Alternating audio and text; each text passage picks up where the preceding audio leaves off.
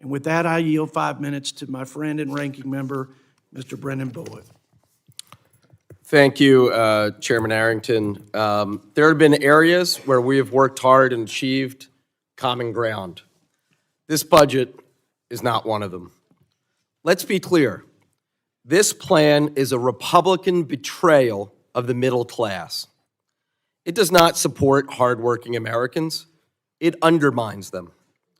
Instead of investing in working families, House Republicans have crafted a plan that takes from working Americans to give to their billionaire donors.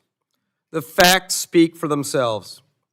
This budget rips health care away from millions while handing out $4.5 trillion in tax breaks, the overwhelming majority of which go to billionaires and wealthy corporations.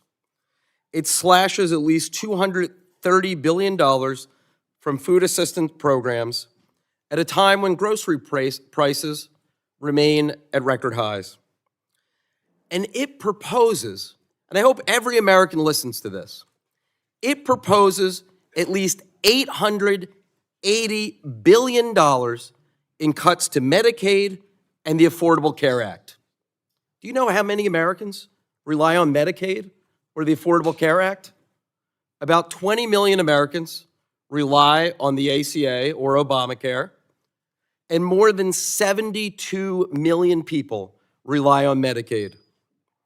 That includes children, seniors, and individuals with disabilities. Also, billionaires can get even a bigger tax cut that they don't need, and the hardworking people of this country can't afford to give them. Let's not forget, during a very long presidential campaign, Donald Trump promised to lower costs, and I quote, on day one. I was just at the grocery store. Have you noticed prices going down? Have you seen eggs recently? That's a broken promise. But he is keeping his promise. I have to admit, Donald Trump and Republicans are keeping their word when it comes to billionaires. As he said to billionaire donors of his gathered at Mar-a-Lago, "You're rich as hell. We're going to give you tax cuts." This Republican plan makes good on that Trump promise at Mar-a-Lago. And let's talk about the hypocrisy here. I can't tell you how many times over my adult life I have heard any time there's a Democrat in the White House, my friends on the other side of the aisle bemoaning the size of the national debt. Well, here we have a Republican trifecta. Republicans control the House, the Senate, and the White House. Where's their debt reduction plan?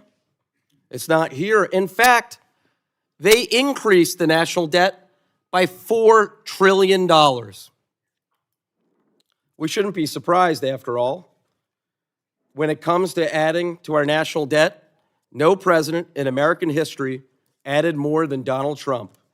And it looks like he and his Republican compatriots are about to double down on the size of that addition to our debt. We will not stand by on this side of the aisle and further undermine working Americans. Let me be clear. Democrats will fight back. Yes, we're in the minority, but we're not going to give up. We are going to do everything we can to educate the American people on what is in this budget and why it is so bad for them and their families. We will not stand by while Republicans undermine working families to put billionaires first. So we're going to have a lot of time together today.